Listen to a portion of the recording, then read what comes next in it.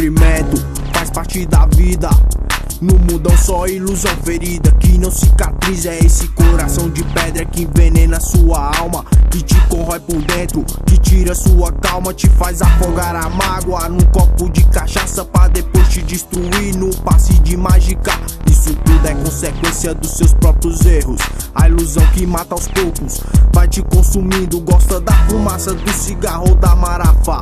O vício te enquadra e você nunca faz nada. 1 a 0 pro diabo no jogo da vida, que ri da sua cara se drogando nas esquinas. Não percebe que o barato no final sempre sai caro. Financia o suicídio com 5G no prato, sujeita a overdose, a se trombar com a morte. O final é 7 palmos, não arrisque a sua sorte.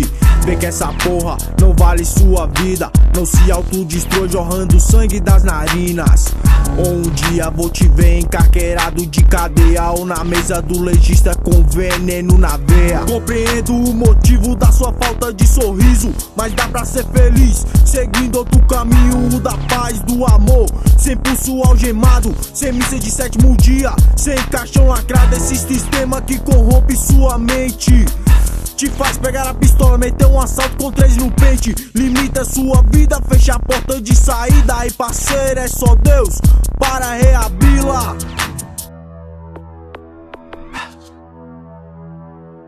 O meu futuro vai ser do jeito que Deus quer, resgatando almas escravas das mãos de Lucifer. Quero esquecer o tempo em que vivi no sofrimento.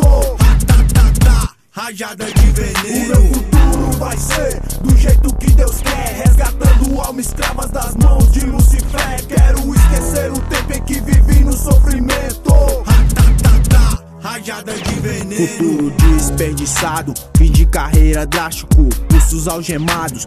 Mais um condenado, vê o juiz bater o martelo, Gambé ser condecorado. Deixou o veneno tomar posse da sua vida, vai sentir o esquecimento, vítima sua família. A liberdade não tem preço e você sabe disso.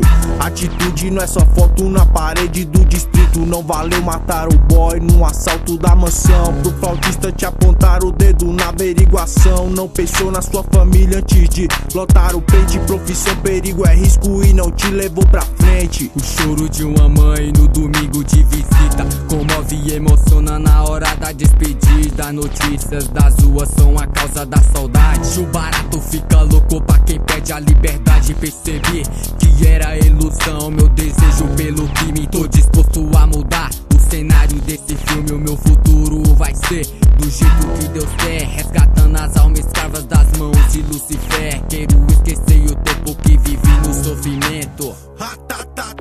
Rajada de veneno.